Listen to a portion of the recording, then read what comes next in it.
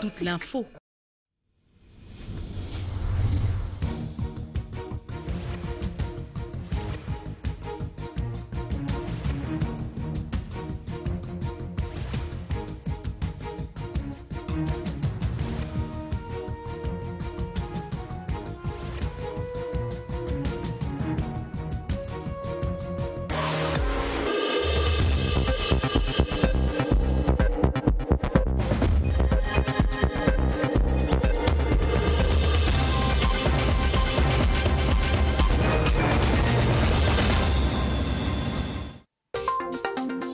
The Cameroon government reviews measures to ensure a safe and healthy entry and exit from the country as moves are underway to reopen the country's borders.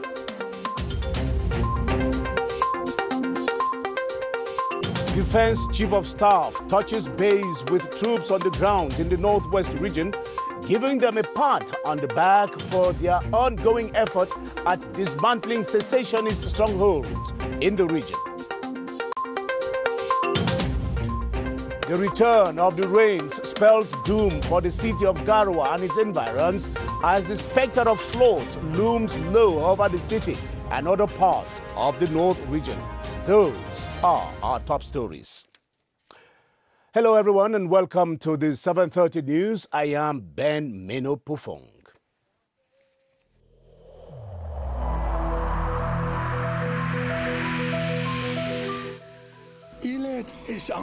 Each of us must comply with the measures that have been taken.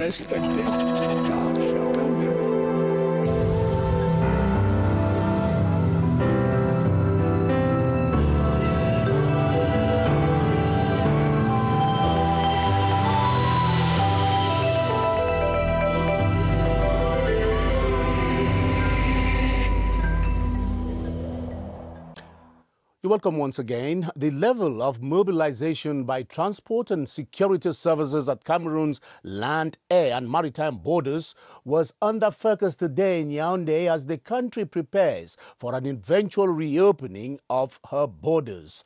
At the traditional interministerial meeting to evaluate and monitor government's response strategy against the COVID-19 pandemic, Prime Minister Joseph Diongute and his collaborators reviewed the measures taken so far by the different administrations in this direction. Today's virtual session also examined ways at salvaging the tomato sector, which has been devastated by the COVID-19 pandemic. Star Building correspondent Christian Chiatam reports. This session of the interministerial meeting, chaired by Prime Minister Joseph Diongute, examined two key issues: dispositions taken at Cameroon's borders in view of an eventual reopening and the plight of the tomato subsector heavily disrupted by the COVID-19 pandemic. Concerning the situation at the borders, the Delegate General for National Security said the police force is firmly in place at the land, air and sea border posts of Cameroon and is ready to support the anti-COVID dispositions put in place by the country. The Minister of Transport, Jean-Ernest Massenangale-Bibehe, said a protocol has been established for transport agencies bringing passengers into Cameroon. Emphasis, he says, is on rapid screening for COVID-19 and the follow-up of travelers and crew members on transit. The Minister of Territorial Administration, Paul Atanganji, said his department has made the necessary arrangements for a smooth transition when the frontiers are reopened. Concerning the situation of the tomato subsector, the Minister of Agriculture and the Minister of Trade said the COVID-19 pandemic has pushed many farmers to the brink of bankruptcy since access to foreign markets like Chad, Nigeria and the Central African Republic is closed. Gabriel Mbairobe and Luc Magloire-Mbaruga Atangana have proposed a recovery plan for the subsector should the crisis continue. The recovery plan consists of restructuring the sector, providing aid to farmers, and rehabilitating transformation mills which are out of use. The latest statistics on the evolution of COVID-19 in Cameroon presented by the Minister of Public Health, Manoda Malachi, indicate 16,157 cases recorded so far for 13,728 recoveries and 373 deaths.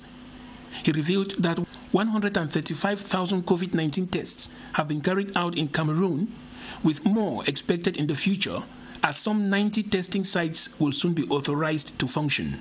At the end of the session, Prime Minister Joseph Dion Gute instructed the police boss and the Minister of Public Health to ensure that health surveillance at the border posts is effective and efficient. Joseph Dion Gute also gave instructions for strict control of travelers at the level of airports when international flights resume.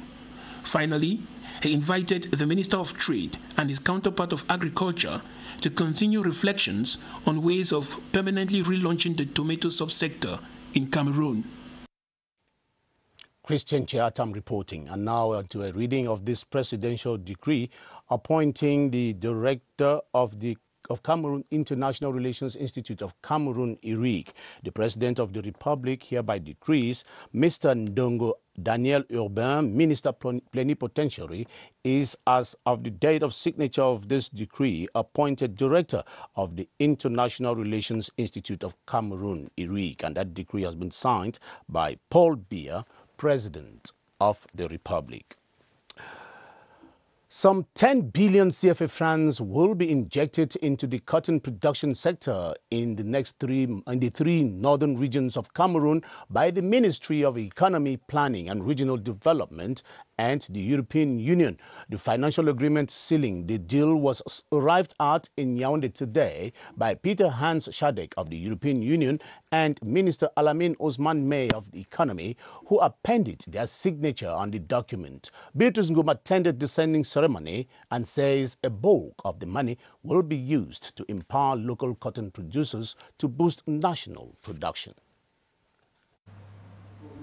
By appending their signatures on these documents, the European Union representative and the Minister of Economy, Planning and Regional Development have agreed to improve on the export potential of Cameroon by empowering cotton producers in production basins in the three northern regions. This project is supporting Sode Coton and is aiming at supporting local cotton producers in being more productive. They will, to the tune of 1 billion CFA franc, help local cotton farmers increase their yields. As of now, are estimated at 328,000 tons. But the national strategy is aiming for a production that hits the record mark of 400,000 tons in 2021 and 600,000 tons by 2025. Thus, the importance of the cotton sector to the country's economy. We have more than 160,000 producers. The production is roughly 330,000 tons per year. And we want to believe that with a turnover of 151 billion CFA, Sode Coton is doing a great job. It's contributing to 4% of our exports, and it's also contributing to 1.5% of our GDP. The co-financing between the European Union and the government of Cameroon is therefore expected to create jobs as well as help beneficiary communities champion the development of their areas. And cotton farmers in the far north region say they are poised to contribute to the development of the sector if and only if the technical assistance of the cotton development company Sode Coton is put at their disposal. They, however, admit that amidst the several challenges currently hitting the sector is that of the hike in the price of inputs for cotton cultivation. Ayok John Ashu reports on how the sector is thriving in the region despite the prevailing difficulties. Over 300,000 farmers in the far north region are engaged in the cotton sector, operating under common initiative groups.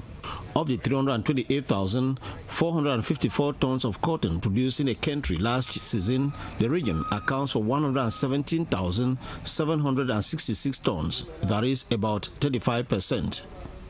With Cameroon's target to raise its global annual production to 600,000 tons by 2025, the region stands to make a great contribution. However, the producers have to overcome a number of challenges inherent in this regard. Because of the COVID-19 scare, we lack laborers on our farms. The price of inputs like manure has increased while the price of cotton has dropped. We ask the government to subsidize inputs for cotton production. Meanwhile, the Cotton Development Company, deeply rooted in the Far North region, earmarks greater enhancement for the sector to remain buoyant. To increase the cotton yield, to repair the rural roads in order to carry the products to the towns, to improve the industrial performance of factories which could process the cotton. With the commitment of the Cameroon government to step up cotton production, those involved in the sector can only hope for brighter days for the white gold. The Chief of Defense Staff, Lieutenant General René-Claude Meka, has hailed the defense forces in the Northwest region for their bravery in facing up to the terrorist challenges in the region. René-Claude Meka was rather upbeat that his troops on the ground are in total control of the security situation in the region. Eric Langmia-Wufo of CRTV Bamenda reports that the visit of the Chief of Staff comes at a time when the troops have been multiplying attacks and dismantling secessionist strongholds in the region. Eric? At the start of the month of July, 500 soldiers of the 5th Joint Military Region destroyed 16 secessionist hideouts in Gokojinja, neutralizing a dozen armed fighters. They also reopened the Okoboi Road that was rendered impassable for 2 years by the secessionist fighters. The defense forces have also been to Bafut, Bali, Widicom and many other areas where secessionist fighters have been wreaking havoc on the population. It is on this that Lieutenant General René-Claude Meka saluted their bravery in combating terrorism. He has held closed-door meetings with top defense officials of the Northwest in which he has instructed the soldiers to stay professional and handle the acts of terror with tact. This is the second time the Chief of Defense Staff, Lieutenant General René-Claude Meka, is visiting the Northwest region in less than a year. In the meantime, he is expected to pay a working visit to the littoral region this Friday. The Minister of Employment and Vocational Training, Issa Chiroma Bakari, has reiterated the need for a strong and sustainable partnership between government and the private sector so as to effectively address the youth unemployment headache currently hitting the country. Issa Chiroma Bakari was speaking during a working visit to some industrial and transport logistics companies in Yaoundé, which are to receive interns from newly created vocational training centers funded by the French Debt Relief and Development Contract C2D. Details with Gilbert Ongene. Issa Chiroma Bakari's first point of call was at this giant brewery company that employs over 3,000 Cameroonians and equally receives 100 others yearly as interns in 9 factories across Cameroon. Discussions centered around how to assist the government in its fight against youth unemployment. I asked the general manager to allay the burden on the shoulder of the head of state by recruiting more and more Cameroonians. This transport logistics company in the Dragage neighborhood in Yaoundé also intends to contribute its quota towards giving young Cameroonians quality training in this highly competitive field. We intend to contribute with our experience to help Minister for training of youth Cameroonians. The minister was also at this meat processing plant whose reputation goes beyond the Semak sub-region. The private sector has the responsibility to promote employment, to recruit young Cameroonians. The objective is to create a win-win cooperation between the public authorities and the private sector in the provision of quality vocational training that meets the needs of companies and by so doing help promote the integration of young Cameroonians into the job market. Thanks for watching the 7:30 news on the Cameroon Radio Television, broadcasting live from Yaoundé. The Secretary of State in the Ministry of Public Health in charge of epidemics and pandemics is in Douala, where he has been visiting some COVID-19 accommodation centers in the city. After inaugurating one of such centers at the Lakentini Hospital, Alim Garga Hayatou had a guided tour of the Mbapelepe and Yassa special centers for the care of COVID-19 patients. From Douala, Cynthia Etim reports. The Douala Lakentini Hospital now has an isolation center for COVID-19 patients. With 21 rooms, inner toilets, a meeting room and offices, the isolation center comes to add to the dispositions put in place by government through the Ministry of Public Health to manage and cater for patients affected by coronavirus in Douala. The Secretary of State in the Ministry of Public Health in charge of epidemics and pandemics inaugurated the isolation center this July 16. The government instructed the Minister of Public Health to construct isolation centers in hospitals in each region. After the inauguration, the Secretary of State visited the Mbapelepe Treatment Center that has a capacity of 178 beds for hospitalization and reanimation cases, the Yassa Treatment Center and the Douala Gynecobstetric Hospital, which has coronavirus cases. The Yassa Special Center has a capacity of 350 beds and an administrative block. The centers can receive about 500 patients. They are all operational. Minister Alim Hayatou said other isolation centers will be constructed in regions of the country for COVID-19 patients nationwide to be catered for in better conditions. The UN system in Cameroon, as well as the Presidency of the Republic, have donated COVID-19 kits to the health sector in the southwest region of the country. The donations are intended to help the health sector in that part of the country step up the fight against the COVID-19 through the distribution of the kits to almost all health facilities. Regina Ngale-Doko has details from CRTV Southwest. At a time when infection, prevention and control of COVID-19 is an issue in the southwest region, the coming of these medical kits is described as a necessary boost to ongoing efforts. The first consignment from the head of state is made of personal protective equipment for staff, patients and guardians. The other segment consists of water, sanitation and hygiene equipment, and then lastly, these oxygen concentrators. The donation is distributed to the 2 COVID-19 treatment centers and the regional delegation for subsequent transmission to the various health facilities in the region. It is in our interest to support these patients early so they do not go into the very severe form. And so that's why we have brought these oxygen concentrators. The Lima Regional Hospital is among the beneficiary health facilities and is currently host to over 100 COVID-19 patients. So the gift of oxygen concentrators will certainly reduce the number of deaths we'll have in our hospital. The population of the southwest region has been urged to do away with stigmatization of patients and health facilities that handle COVID-19 cases. In this case, we have...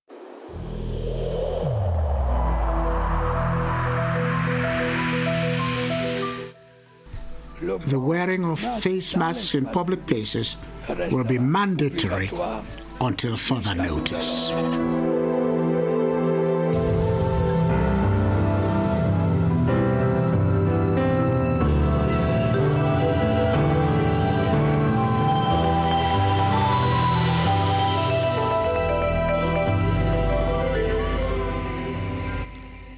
Public health experts are warning Cameroonians that though malaria and COVID-19 may have the same symptoms, the one should not be confused for the other.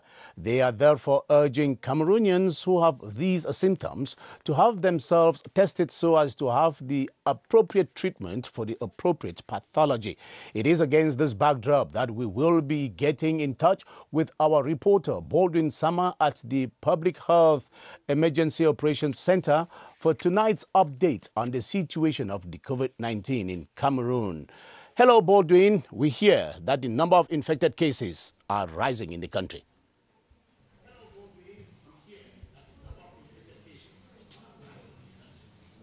Good evening to you, Ben Menopufong. Effectively, the number of persons tested positive for COVID-19 in Cameroon ever since we had the first case confirmed in the month of March this year keeps on increasing on a daily basis, given that as of tonight, we stand at 16,157 confirmed cases of Cameroonians tested positive for COVID-19. We have 13,728 Cameroonians who have recovered from COVID-19, and 373 Cameroonians have so far died of COVID-19.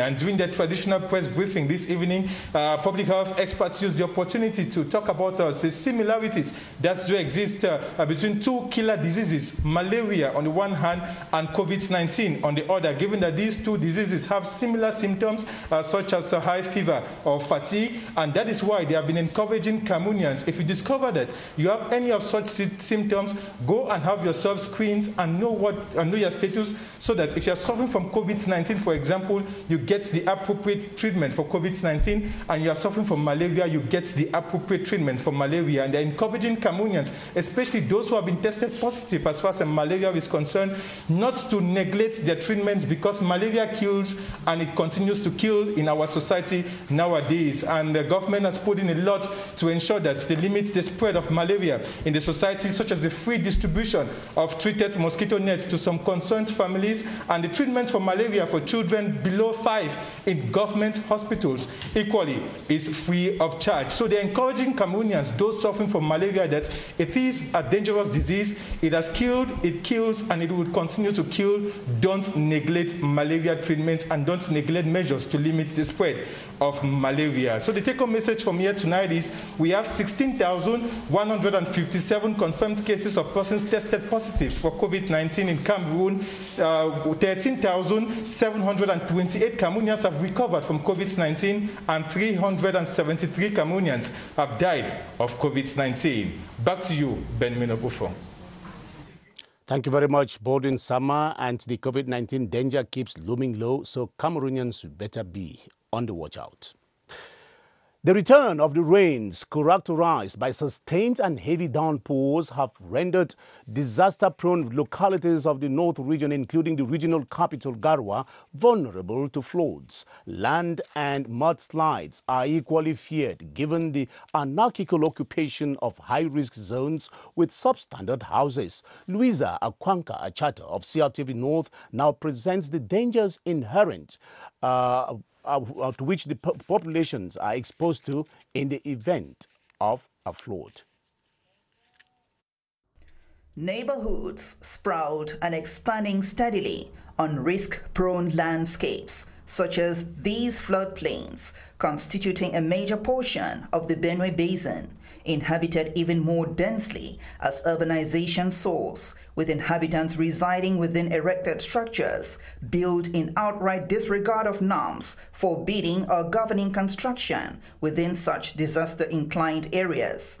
This, experts paint, is the near-perfect scenario for the occurrence of floods, whose magnitude and frequency are augmenting and aggravating as time goes on. Curiously, people live within these locations without authorization and in utter disregard of standards applicable there. Climate change, but also, and more crucially, anthropic influence, englobing rapid population growth, non-compliance, indigence and poor waste disposal habits and routines favor the phenomenon and its attendant consequences.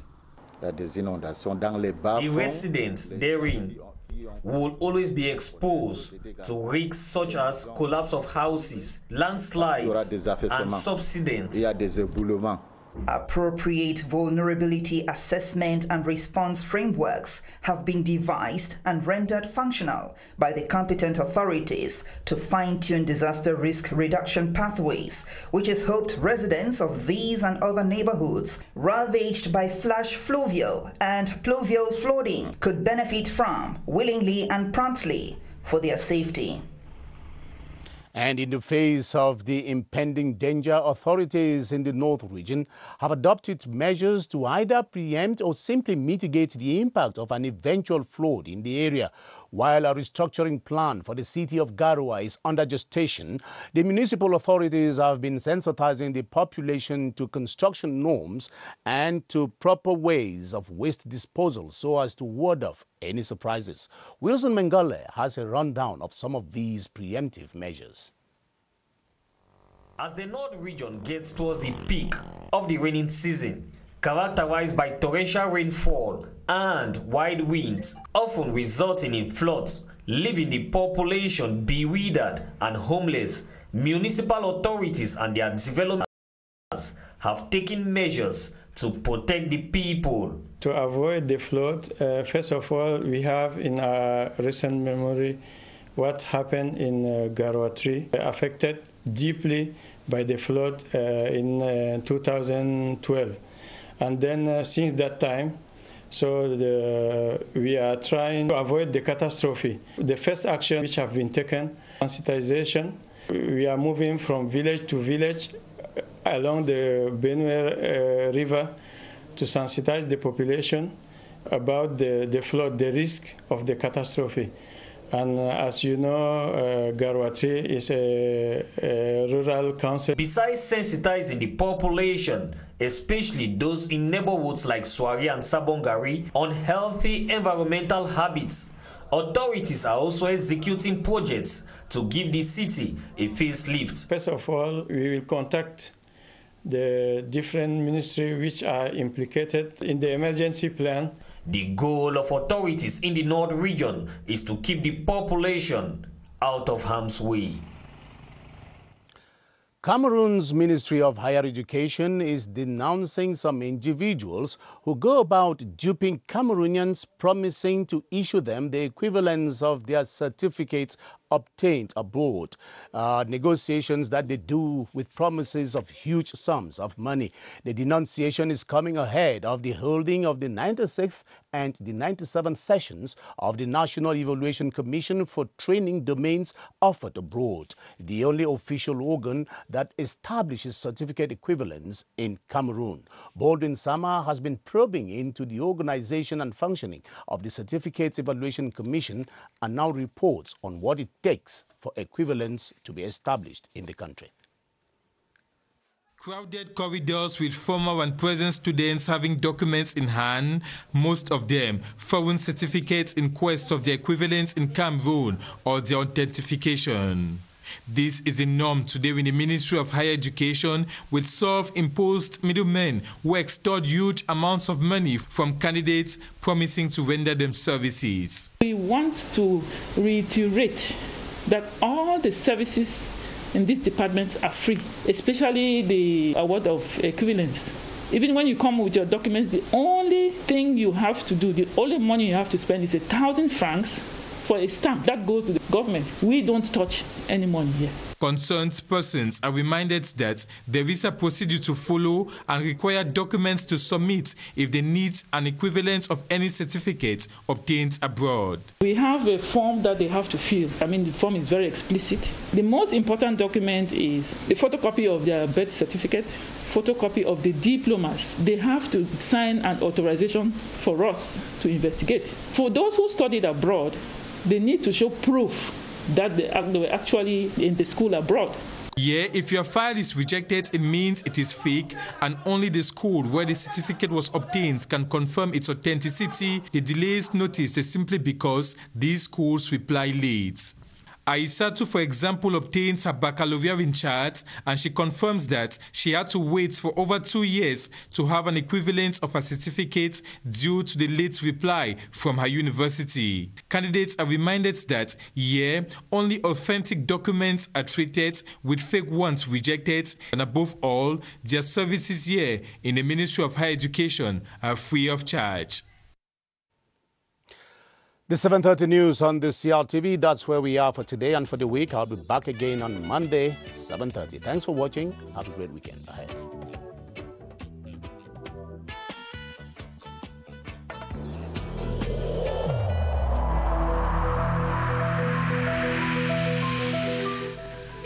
In this connection, we should avoid stigmatizing